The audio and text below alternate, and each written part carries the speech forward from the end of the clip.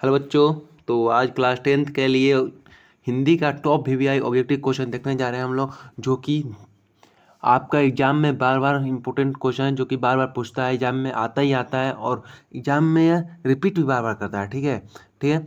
तो वर्णिका का आज क्लास 10th का है ना, ऑल ऑल का ऑल पूरा ऑब्जेक्टिव क्लासेस, पूरा ऑब्जेक्टिव वन शॉट करने वाले हैं। तो आप लोग ध्यान से कुर्सी टेबल लगा कर बैठ जाइए और कॉपी पेन अपना जो है ले लीजिए, आंसर हमारे बताने से पहले लगाते रहिए। ठीक है, तो क्वेश्चन चलते हैं हम लोग।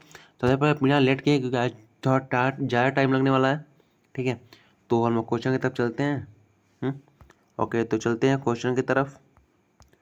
तो हम लोग का फर्स्ट सबसे पहले कंटेंट देख लेते हैं। कंटेंट में है आपका दही वाली मंगम्मा लेसन 1 का। सेकेंड सेकेंड गायब, कोई बात नहीं, कोई बात नहीं दोस्तों, सेकेंड गायब है इसमें ना है, लेकिन हमारे दिमाग में तो गायब नहीं ना है। ठीक है, तो कोई बात नहीं। हमारा जो सेकेंड लेसन में वो है ढाते ढाता विश्वास है, जो कि साथ कोई होता का होता है। और लेसन 2 है। लेसन 3 में माँ है। लेसन 4 में नगर। लेसन 5 में धरती कब तक घूमेगी। ठीक है, तो चलते हैं क्वेश्चन नंबर फर्स्ट की तरफ। इसका नाम है मगम्मा, मतलब दही वाली मगम्मा, मतलब कहने का अर्थ है। इसके लेखक है श्रीनिवासन, और श्रीनिवासन का पूरा नाम है मास्ती वेंकटेश अयंगार। ठीक है, तो चलते हैं अपना फर्स्ट क्वेश्चन की तरफ। मंगम्मा क्या बेचती थी? ये बहुत वीवीआई क्वेश्चन है, बार बार 2011 से लेकर 2024 तक में पूछा है क्वेश्चन में, और 2025 में भी आएगा ही आएगा, हो सकता है। ठीक है, सब आएगा नहीं, मतलब कुछ, मतलब टोटल में से आता है कम से कम 10 क्वेश्चन पूछता है। ठीक है, टोटल मिला के 10 क्वेश्चन पूछता है कि ना, वर्णिका से 10 या 12, हाँ यही है। ठीक है, तो 12 नंबर आपका जो फिक्स हो गया, समझ लीजिए इसको करने के बाद। ठीक है, तो मंगम्मा क्या बेचती थी? मंगम्मा क्या बेचती थी? दही बेचती थी। आपका ऑप्शन नंबर हो जाएगा बी। ठीक है, आगे चलते हैं क्वेश्चन नंबर दूसरा में। दही वाली मंगम्मा का कहानीकार कौन है? दही वाली मंगम्मा को किसने लिखा है, इसके बारे में बता रहा है। किसने लिखा है? इसके लेखक है श्रीनिवास, ये हो जाएगा राइट आंसर आपका। ठीक है, आगे चलते हैं क्वेश्चन नंबर तीसरा। दही वाली मंगम्मा कहानी का प्रमुख पात्र कौन है? प्रमुख पात्र कौन है? मंगम्मा है। ठीक है, ठीक है ना। दही वाली मंगम्मा कहानी का कथावाचक, मतलब कहानी को कहाँ, मतलब कहाँ से लिखा गया है? कहाँ से लिखा गया? इसके दही वाली मंगम्मा पाठ को कहाँ से लिखा गया? दही वाली मंगम्मा पाठ को, तो ये लिखा गया कहाँ से? तो ये लिखा गया बेंगलोर से लिखा है। कहाँ से लिखा गया? बेंगलोर से। ठीक है, बेंगलोर से। आगे चलते हैं। दही वाली मंगम्मा कहानी किससे संदेश देता है? दही वाली मंगम्मा कहानी किसे संदेश देता है? तो ये बहुओं को संदेश देता है। ठीक है, आगे चलते हैं। मंगम्मा के परिवार में कुल कितने सदस्य थे? एक तो मंगम्मा थी, ठीक है, एक ठो मंगम्मा थी, उसका बेटा, बहू और एक ठो नाती पोता, जिसको कहते हैं पोता। ठीक है, पोता, तो टोटल मिला के 4 ठो होता है। ठीक है, चार चार कोने में सी में, ऑप्शन नंबर सी आपका हो जाएगा। ठीक है, आगे चलते हैं। श्रीनिवास का जन्म कहाँ हुआ था? श्रीनिवास का जन्म कहाँ हुआ था? तो कोलार कर्नाटक में हुआ था। कहाँ हुआ था? कोलार कर्नाटक में हुआ था। ठीक है, याद रखना, कोलार कर्नाटक में। इसका राइट आंसर हो जाएगा डी, कोलार कर्नाटक में हुआ था। ठीक है। कथा कथाकार को वर्षों से मंगम्मा कौन सी वस्तु बेची, मतलब कथाकार को वर्षों से मंगम्मा कौन सी वस्तु देती आ रही थी? क्या सब्जी दे रही थी? नहीं, दही दे रही थी। क्या दे रही थी? दही दे रही थी कथावाचक को। ठीक है, आगे चलते हैं। मंगम्मा की बहू का क्या नाम था? मंगम्मा के बहू का क्या नाम था? क्या नाम था? नजम्मा था। क्या नाम था? नजम्मा था। उसका नाम बी हो जाएगा। दही वाली मंगम्मा किस भाषा में रचित है? दही वाली मंगम्मा किस भाषा में रचित है? तो 10 का राइट आंसर हो जाएगा सी, कन्नड़ भाषा में।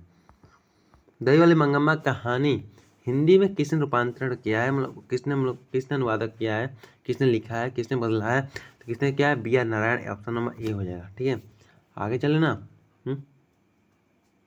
आगे चलते हैं। रंगप्पा कौन था? रंगप्पा कौन था? रंगप्पा कौन था? तो रंगप्पा इनमें से कोई नहीं था। ठीक है, रंगप्पा कौन था? इनमें से कोई नहीं था। रंगप्पा कौन था ना, तो रंगप्पा का कहानी अपना इसका स्टोरी सुना है। तो रंगप्पा गांव का, जो कि कह सकते हैं शराबी पियक्कड़ आदमी जो होता है ना, एक तरह से वो था। रंगप्पा कौन था? तो रंगप्पा गांव है जो कि एकदम जुआरी था, कह सकते हैं शराबी जुआरी, जो कि एकदम गांव में, गांव का माहौल खराब किया रहता है, वही। ठीक है। रंगप्पा गांव का शौकीन मिजाज का आदमी था जो कि जुआ खेलता था। क्या अच्छा क्या बुरा जो है तुम्हें पता नहीं। ठीक है। चलते हैं आगे। तुमको पता ही होगा जो होगा रंगप्पा। ठीक है, वो एकदम जुआरी था। ठीक है। मंगम्मा और नजम्मा के बीच झगड़ा मिटाकर अच्छा संबंध स्थापित करने का माध्यम कौन था? तो मंगम्मा का पोता था। ठीक है, आगे चलते हैं। कथावाचक कथावाचक को मंगम्मा क्या कहती थी? क्या कहती थी? कथावाचक को मंगम्मा क्या कहती थी? तो माँ जी कहती थी। ठीक है, आगे चलते हैं। ए सी हो जाएगा इसका राइट आंसर। ठीक है। नदी वाली मंगम्मा दही वाली मंगम्मा का कथावाचक मतलब लेखक कौन है? ठीक है, लेखक कौन है दही वाली मंगम्मा का? तो बेंगलोर की एक संभ्रांत महिला थी। ठीक है। हाँ, चलते हैं। अधिक बुद्धिमान कौन थी? अधिक बुद्धिमान कौन थी? 16 का राइट आंसर क्या हो जाएगा? सी हो जाएगा, नैमा क्या थी? बहुत बुद्धिमान थी, मतलब इस कहानी के अनुसार बहुत बुद्धिमान थी। ठीक है, आगे ऑप्शन नंबर सी हो जाएगा आपका, सी। क्वेश्चन नंबर 17 पाते हैं। मंगम्मा प्रतिनिधित्व करती थी, किसकी करती थी? तो एक ग्रामीण महिला की करती थी। ठीक है, आगे चलते हैं।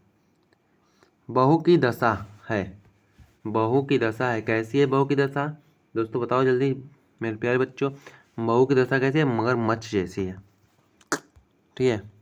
हाँ, तो आपका जो फर्स्ट लेसन है वो ख़त्म हो गया। फर्स्ट लेसन के लिए तालियां हो जाए, क्योंकि 6 मिनट में हम लोग फर्स्ट लेसन किए। इसके अनुसार तो आपका 5 लेसन जो है 30 मिनट का हो जाए, कम से आधा घंटा का। ठीक है, हाफ आवर। ठीक है, कोई बात नहीं, जल्दी से चैप्टर नंबर 2 को भी उड़ाते हैं क्या, अच्छे से पढ़ेंगे। ठीक है, समझ में आए तो कमेंट में यस लिखिए, नहीं आए तो कमेंट में नो नो नो बस कीजिए। ठीक है, और अगर आए तो ऑब्जेक्टिव को क्वेश्चन का एक एक मेरे बताने से पहले आंसर दीजिए कमेंट बॉक्स में। ठीक है, भले ही बाद में रिकॉर्डेड वीडियो हो जाए, लेकिन जब रिकॉर्डेड हो जाएगा तब भी आप दीजिए, क्योंकि आपको इससे क्या होगा, फ़ायदा होगा। ठीक है, हम ये नहीं कर रहे हैं कि आप लोग मतलब देख कर कीजिए, मतलब बिना देखे कीजिए। मतलब जब भी पहली बार कर रहे हैं ना अभी, तो आप लोग अपने मन से, हम तो नहीं देखना रहे हैं ना, अपने मन से, अपने अंतरात्मा से बिना चीटिंग किए, मतलब होता है ना अपने आप से ईमानदारी करना, वो कीजिए ना। क्योंकि आप जब तक अपने आप से ईमानदार नहीं होंगे तब तक आप दुनिया में कुछ उखाड़ नहीं सकते। ठीक है, चलते हैं। इसके लेखक क्या नाम है? सातकोड़ी होता जी। ठीक है, सातकोड़ी होता जी। ठीक है, चलते हैं। ढाते विश्वास कहानी में किस राज्य को बाढ़ एवं सूखा से प्रभावित दिखाया गया है? ठीक है, किसको दिखाया गया है? तो ऑप्शन नंबर सी, मतलब उड़ीसा को दिखाया गया है। ठीक है, आगे चलते हैं। ढाते विश्वास कहानी के कहानीकार कौन है? कौन है? तो सातकोड़ी होता जी है, जो कि आपका ऑप्शन नंबर सी में है। आगे चलते हैं। हाँ, ढाते विश्वास कहानी का प्रमुख पात्र कौन है? कौन, जल्दी बताओ प्रमुख पात्र कौन है? तो इसका राइट आंसर लक्ष्मी होगा। ठीक है, लक्ष्मी हो जाएगा। आगे चलते हैं। ढाते विश्वास कहानी में कहाँ से जन जीवन की चित्रण दिखाया गया है? तो कहाँ का दिखाया गया है? उड़ीसा का दिखाया गया है। ठीक है, ऑप्शन नंबर आपका आ जाएगा ए। आगे चलते हैं। हाँ, उड़ीसा। ढाते विश्वास कहानी में किस नदी का वर्णन किया गया? कहाँ किस नदी किया गया वर्णन? तो इसमें किया गया महानदी के बारे में वर्णन। कहाँ किया गया है? ऑप्शन नंबर बी, महानदी के बारे में वर्णन किया गया। ठीक है, ढाते विश्वास किस भाषा में रचित है? किस भाषा में था? तो यह है उड़िया भाषा में। उड़ीसा का तो उड़िया भाषा में हो जाएगा। लक्ष्मी कौन थी? लक्ष्मी कौन थी? तो लक्ष्मी के बारे में बात कर रहे हैं। ठीक है, तो हम बता दें कि लक्ष्मी एक क्या थी? एक गरीब महिला थी, जिसके जो कि छप्पर उसका छत भी चूता था। मतलब कह सकते हैं गरीब महिला थी एक तरफ से, कह सकते दिन, देखो दिन एक तो ये होता है, एक तो ये होता है। इसके मतलब दिन मतलब वो दिन होता है जिसमें हम लोग संडे मंडे कहते हैं, ये मतलब गरीब होता है। ठीक है, आगे चलते हैं। लक्ष्मी के पास कितनी ज़मीन थी? लक्ष्मी के पास गांव में कितनी ज़मीनें थी? तो लक्ष्मी के पास ज़मीनें थी 1 बीघा। ठीक है, ढाते विश्वास कहानी किस राज्य की प्राकृतिक आपदा पर आधारित है? लो आ गया फिर से वही क्वेश्चन। क्या उड़ीसा का? उड़िया मतलब उड़ीसा के बारे में बात किया रहा है इसमें, तो उड़ीसा के बारे में ना कहेगा तो इसका राइट आंसर क्या हो जाएगा? उड़ीसा। ठीक है, आज चलते हैं। चले ना? चले ना? चलते हैं। ढाते विश्वास कहानी में किस नदी का भव्य व दृश्य प्रस्तुत किया गया? तो किसका दिया गया है? महानंदा। क्या हो जाएगा? महानंदा। महानंदा नहीं, महानदी होगा। ठीक है, महानदी। अब नदी नहीं है तो नंदा लगा दिया है। ठीक है, ऑप्शन नंबर बी हो जाएगा राइट आंसर। आप नदी कर लीजिएगा। ठीक है, गलती थोड़ा मिस्टेक हो गया होगा। लक्ष्मी के गांव के समीप किस देवी देवता का मंदिर था? ठीक है, क्या किसका था? माँ मुंडेश्वरी देवी एवं भगवान शिव का मंदिर था। ठीक है, आगे चलते हैं। तो बिहार के कैमूर जिला में भी एक है माँ मुंडेश्वरी देवी का मंदिर और बीच में शंकर जी का मूर्ति है। ठीक है, वहाँ पर जाकर थोड़ा घूम लेना चाहिए कि बिहार में आओ तो भाई यहाँ पर तो आना निश्चित है। ठीक है, कैमूर बहुत अच्छा जगह है। ठीक है, पटना कैमूर इधर का सब तो कोई जवाब ही नहीं, कहीं भी नहीं मिलेगा ऐसा। ठीक है, 12 क्वेश्चन में आते हैं। बाढ़ के पानी को रोकने के लिए गांव के लोग किस बांध को मजबूत बनाने के लिए प्रयास कर रहे थे? तो किस बांध के में बाजार बनाने का प्रयास कर रहे थे? तो उसका नाम था दलेही बांध। Option number B. ठीक है, आगे चलते हैं। गुणनिधि कहाँ से लौटा था? गुणनिधि कहाँ से लौटा था? गुणनिधि कटक से लौटा था, कटक से। ठीक है, आगे चलते हैं। कौन स्वयं दल के साथ बांध की मरम्मत में लग गया? ठीक है, कौन लग गया? तो गुणनिधि लग गया। ठीक है, आगे चलते हैं। चले ना, गुणनिधि लग गया। कंग्रेचुलेसन मेरे फ्रेंड्स, मेरे भाई बच्चों, क्योंकि हम लोग आज 1 लेसन और 2 लेसन दोनों ख़त्म कर चुके हैं। अभी 11 मिनट हुआ है। हमें आशा है कि हम लोग 3 लेसन, 4 लेसन, 5 लेसन कभी आधा घंटा में पार कर जाएंगे। ठीक है, देखो जो कि ये है ना, मतलब लेसन 3, ये जो लेसन 3 है इसके लेखक का नाम क्या है? ईश्वर पेटलीकर। ठीक है, क्या नाम है? ईश्वर पेटलीकर। ईश्वर पेटलीकर जी है, और जिसने क्या किसका वर्णन क्या है? माँ कहानी के बारे में लिखा है। ठीक है, देखो ईश्वर पेटलीकर जो है गुजरात के बहुत फेमस कहें तो कथाकार, निबंधकार जो कि है ना, जो गुजरात के अपने समय के बहुत बड़े समय और समाज के पुराने मूल्य दर्शक का कला किए। ठीक है, इनके रचना जैसे है काला पानी, खून की सगाई और भी बहुत सारे दर्जनों किताबें हैं और बहुत प्रासंगिक हो चुके हैं। ठीक है, बहुत फेमस हो चुके हैं। ठीक है, गोपाल दास नागर जी द्वारा जो ना इनका माँ कहानी है उसको ना हिंदी में रूपांतरण किया गया। ठीक है, क्या कहानी संग्रह को माँ को संभार संकलित किया गया है, मतलब किसमें? हिंदी में किया गया। ठीक है, तो बहुत अच्छी बात है, अच्छे से पढ़ते हैं, इसको अच्छे से देखते हैं। पूरा ऑब्जेक्टिव देखना है मेरे प्यारे बच्चों। तो चलते हैं ऑब्जेक्टिव की तरफ। हाँ, फर्स्ट ऑब्जेक्टिव है मंगू किस कहानी की पात्र है? अभी मंगू किस कहानी की पात्र है? तो मंगू हमारी माँ कहानी की पात्र है। ठीक है, ऑप्शन नंबर डी हो जाएगा राइट आंसर। माँ कहानी का कहानीकार कौन है? माँ कहानी का कहानीकार कौन है? तो माँ कहानीकार कौन है? ईश्वर पेटलीकर। आगे चलते हैं, जल्दी बोल देंगे तो हो जाएगा, लिखने की जरूरत नहीं ना है। नहीं तो चलते जल्दी। माँ कहानी में किसकी ममता का वर्णन किया गया है? माँ कहानी में किसकी ममता का वर्णन किया गया है? तो माँ का जो कि ममता का वर्णन किया जाएगा। आगे चलते हैं। माँ कहानी का प्रमुख पात्र कौन है? तो माँ कहानी का प्रमुख पात्र कौन है? तो इसका राइट आंसर इसमें तो नहीं दिया है। अच्छा, मंगू दिया है। देखो ऑप्शन नंबर डी नीचे दिया है जो कि उसमें दिया। ठीक है, मंगू कैसी लड़की थी? तो मंगू जो है हमारी कैसी लड़की थी?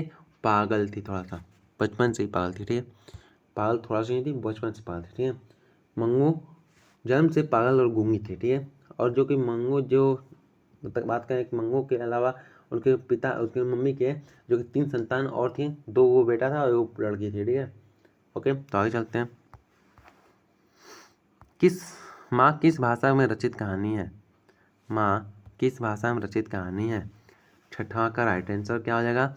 गुजराती भाषा। क्या होता है? गुजरात के ईश्वर पेटलीकर कहाँ से थे? गुजरात से थे अपने।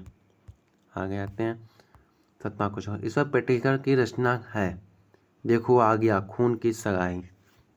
लाल पान की बहन तो होगा नहीं, क्योंकि उसने फणीश्वरनाथ जी का है। ये खून की सगाई होगा, क्योंकि ढाते विश्वास किसी और का है, क्रिश्चियन भी किसी और का है। ठीक है, आगे चलते हैं। क्या हो जाएगा, बी राइट आंसर हो जाएगा।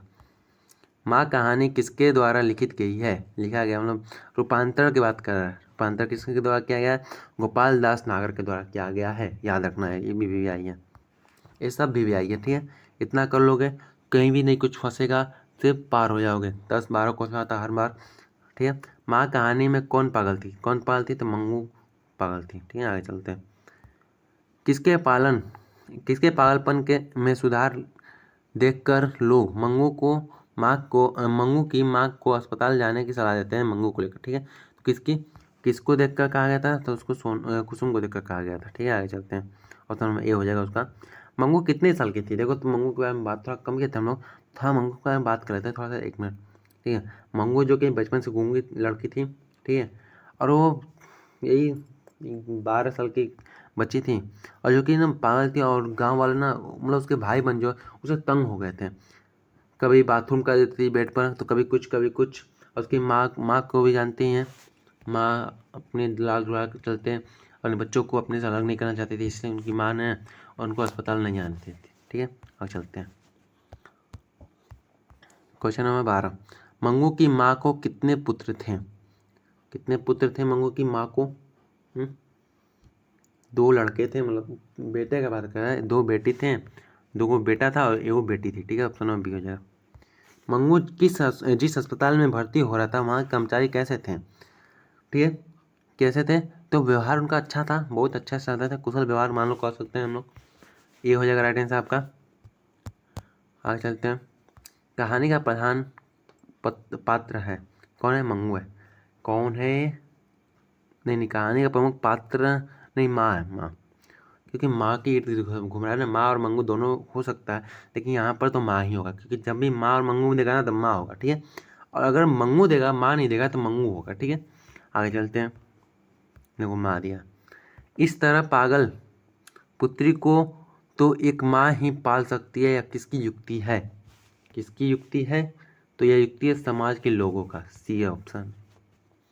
ठीक है, देखो बच्चों, माँ है ना जो देखो माँ जो है कि बच्चों को मतलब कितना भी दर्द, मतलब अपने आप को कितना भी दर्द ले लेगी, लेकिन बच्चों को एक खरोच नहीं आने देगी। लेकिन बच्चा क्या होता है, जब माँ बाप बूढ़े हो जाते हैं तो उनको छोड़ देते हैं, और माँ बाप अकेले रह मतलब अपने अकेले रहने लगते हैं, तो ऐसा नहीं करना है। ठीक है, 16 नंबर क्वेश्चन देखते हैं। मंगू को पागलपन का रोग कब से था, देखो मन ने कहा था बचपन से था, तो मतलब जन्म से न होगा, बचपन मतलब जन्मजात था, क्या था, जन्मजात, भी हो जाएगा राइट आंसर।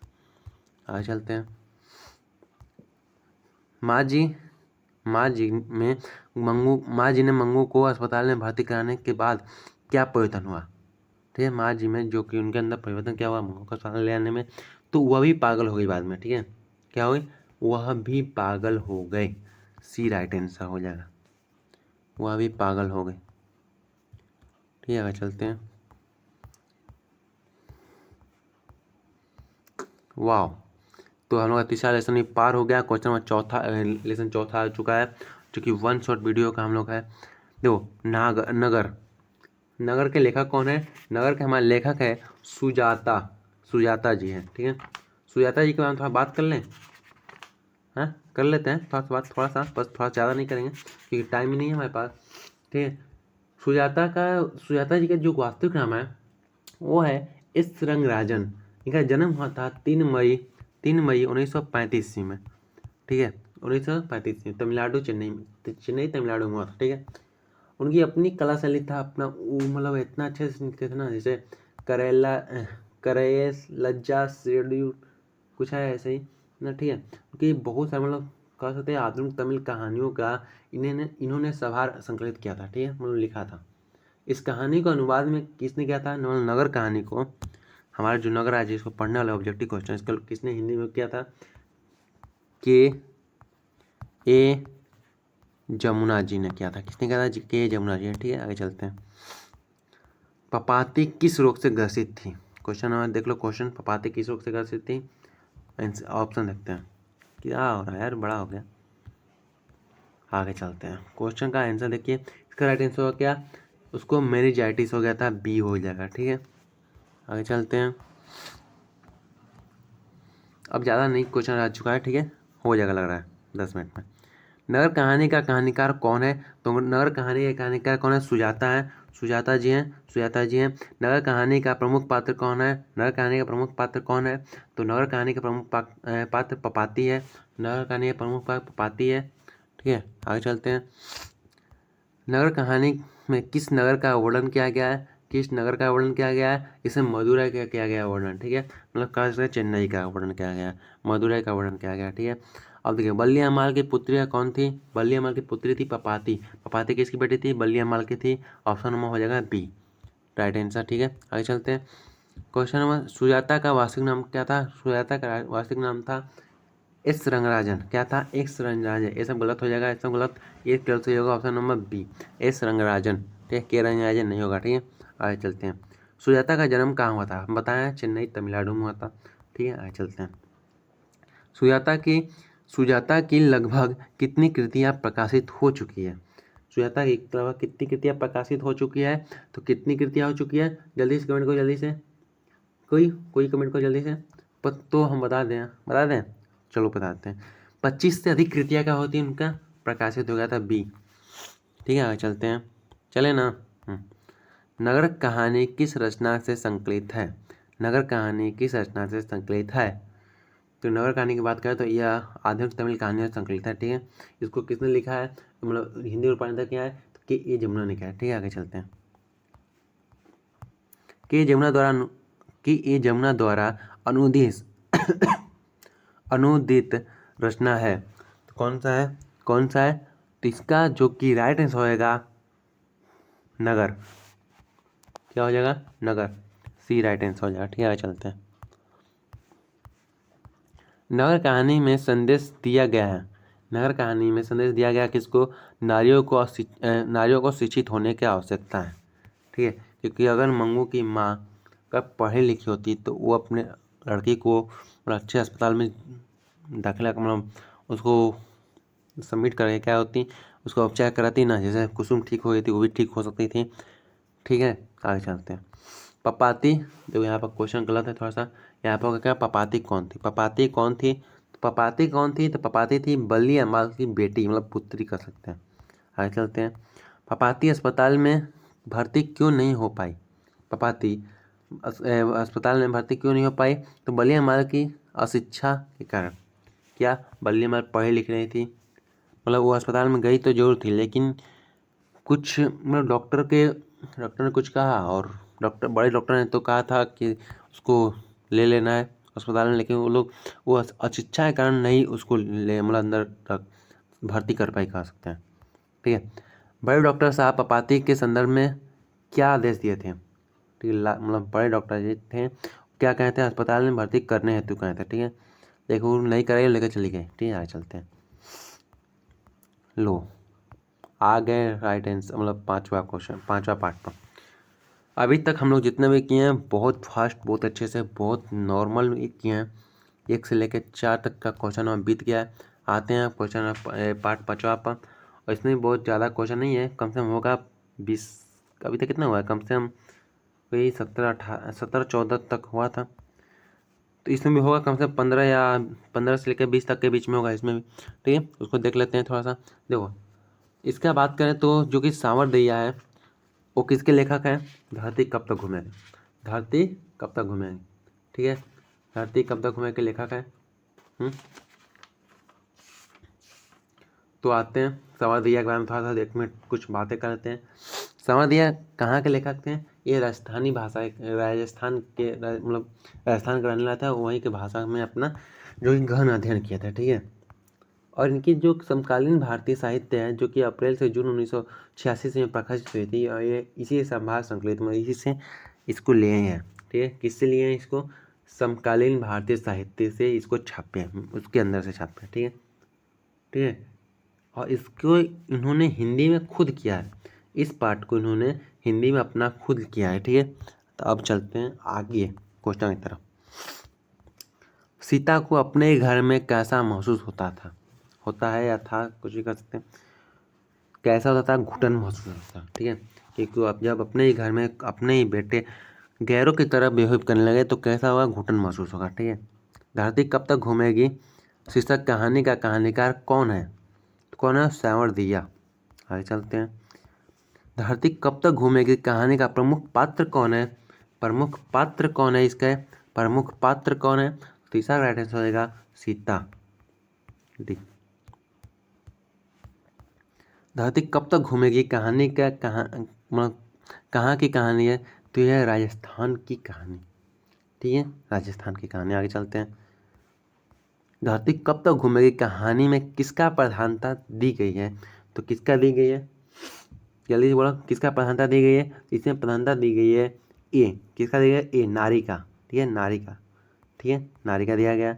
आज धरती कब तक घूमेगी किस भाषा की रचना है, किस भाषा की रचना है, तो किस भाषा की रचना है, तो राजस्थानी भाषा की रचना है, ठीक है। आगे चलते हैं।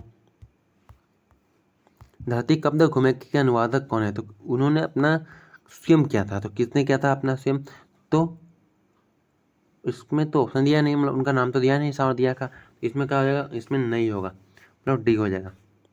आगे चलते हैं। धरती कब तक घूमेगी संकलित है किससे, तो समकालीन भारतीय साहित्य से, समझे बच्चों। सीता सीता घर छोड़कर क्यों क्यों चली गई, तो उसके बच्चे जो उसके अपने बेटे थे ना जो 3 ठो, वो जैसे उनका नाम क्या था, किसको नाम पता है, उनका नाम था नारायण था, एक कैलाश नाम था, एक का नाम था बिरजू नाम था, ठीक है। उन लोग तीनों का देते हैं उसको ना 50-50 रुपया देते थे रोज, ठीक है। आगे चलते हैं। इसी कारण मतलब बात देने, मतलब देने के बाद खाते थे, ठीक है। आगे चलते हैं। सीता के कितने बेटे थे, तो अभी बताए हैं बच्चों, गधो, कितने बेटे, 3। कौन कौन नाम था, कैलाश, नारायण और बिरजू। आगे चलते हैं। सीता के बड़े बेटे का क्या नाम था, लो, बड़ा बेटा आ गया, तो क्या नाम था, कैलाश नाम था, क्या था, कैलाश नाम था। आगे चलते हैं। अर्ध विच्छित का अवस्था किसकी थी, तो ये था सीता की अवस्था थी, मतलब कह सकते हैं कि दुखियारिन बेचारी थी, ठीक है। आगे चलते हैं। कैलाश की पत्नी का क्या नाम था, कैलाश की पत्नी का नाम था, तो कैलाश की पत्नी का राधा नाम था, ये राधा नाम था, ठीक है, ठीक है। कैलाश ने अपनी माँ को कितने रुपए प्रति माह देने के लिए कहा, कितना, 50 रुपया देने के लिए कहा, कितना, 50 रुपया देने के लिए कहा था, कितना, 50 रुपया, ठीक है। आगे चलते हैं। किसके भीतर आंसू का समुंदर भर गया, मतलब सैलाब कर सकते हैं, उठ गया, सुनामी आ गया, बारिश हो गया, बाढ़ आ गया, ठीक है, किसके अंदर आया था, तो हुआ था सीता के अंदर, ठीक है। आगे चलते हैं। कोई बात, मतलब सीता के अंदर हुआ था ये। सीता कितने कितने दिन तक एक लड़का के अंदर घर रहती थी, तो कितने, 1 महीना रहने के लिए बात कहा गया था, ठीक है। आगे सीता अपने को क्या मानती थी, सीता अपने को क्या मानती थी, तो अपने आप को भिखारी मानती, क्योंकि अब जब लड़के अपने खून अपना बच्चा देगा, अगर 1 महीना लोग को रखेगा, 3 बच्चा 1 महीना रखेगा और रोज 50 रुपया देगा उसको, 50 रुपया मतलब पैसा से किसको तोड़ रहा है वे, भिखारी है क्या कोई, किसी को अपने आप पर मतलब इतना मतलब गिरे हुए तो कोई नहीं ना है, मतलब एक माँ को एक बेटा 50 रुपया दे रहा है और 1 महीना रख रहा है, इससे शर्म की बात क्या हो सकती है, ठीक है। तो इसका राइट आंसर क्या हो जाएगा, ए। सीता अपने आप क्या मानती थी, इसको सबको देखते हुए भिखारिन मानती थी, ठीक है। आगे चलते हैं। ओह राइट, ख़त्म। तो थैंक्स फॉर वाचिंग, इतना दूर तक देखने के लिए बहुत बहुत बहुत शुक्रिया। तो नेक्स्ट वीडियो आप सबका किस टॉपिक पर आए, इसके लिए कमेंट करो, जल्दी से कमेंट करो, किस सब्जेक्ट पर लाएँ, किस टॉपिक पर लाएँ, ठीक है। और तब तक के लिए चैनल को सब्सक्राइब कर दीजिए, वीडियो को लाइक कर दीजिए, और क्या कर सकते हैं, ऐसे मुंह बना लीजिए, ठीक है। हाँ ऐसे, ऐसे नहीं, ऐसे नहीं, ऐसे, ठीक है। तो तब तक के लिए जय हिंद, बाय बाय, टाटा, और फिर मिलेंगे नेक्स्ट वीडियो में।